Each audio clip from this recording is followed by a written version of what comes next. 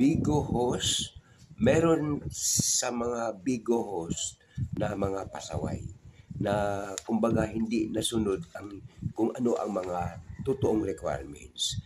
Merong mga pasaway na Bigo, kumbaga ang oras na kanilang dapat maging quota ay sobra-sobra. O maaaring sabihin natin na meron ding hindi sobra. So ang pwede natin gawin ay ito'y itama. Ang oras na hinihingi ng Bigo host is 2 hours and 3 hours. So kapag ito po'y ating masunod, maaaring maitama po natin yung ating mga pagkakamali. Meron po kasing ibang nag-host na ang iniisip nila kapag sobra-sobra ang kanilang mga oras ay tama na po yun. Ngunit para sa akin, hindi po pwede yun. Kailangan 2 oras o 2 oras kalahati. Hindi po pwede yung kalahati. Dapat tamang oras lang na 2.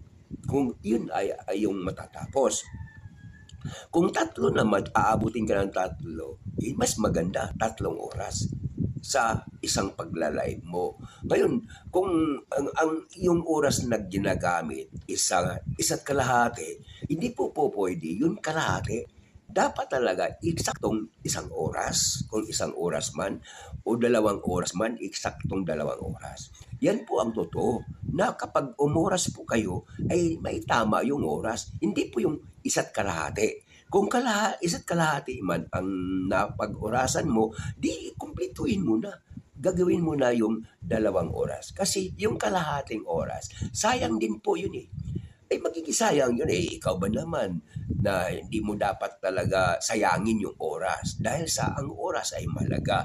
Magpapaoras po kayo, itama yung oras ayon sa utos o batas ng Bigo. Yung oras na isa, pwede ka magla-live ng 1 oras.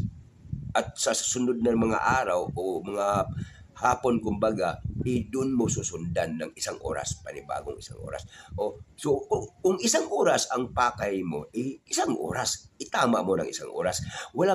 Hindi po pwede na 1 oras kalahati. Kapag ka 1 oras kalahati, di ikumpletuhin mo na yung 2 oras, wag yung kalahati. Kasi kapag mayroong kalahati, hindi po yun maipasok doon sa oras mo na ninanais mo. So kaya nga talaga, kompleto na 1 oras, kompleto na kung 2 oras man, kompleto na 3 oras. Itama yung oras.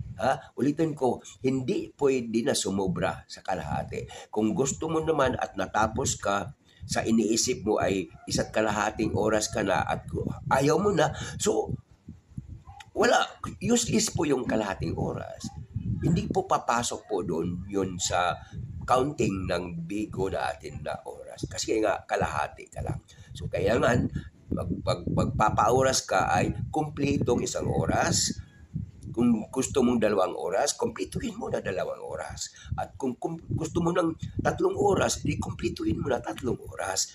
Hindi yung kalahati. Mababaliwala yung kalahati kapag hindi mo maitama yung oras na hinihingi ayon sa quota na binibigay sa atin galing ng Bigo. So yun po no.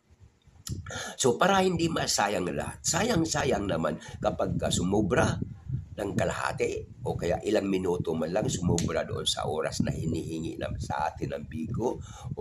So sayang mga Bigo host na mga pasaway. Kung maaari, kung yung mga kaibigan po natin na mga host Bigo, sabihin po natin sa kanila na kapag mag-oras po tayo ay kailangan itama ang oras ayon sa hinihingi sa atin ng Bigo.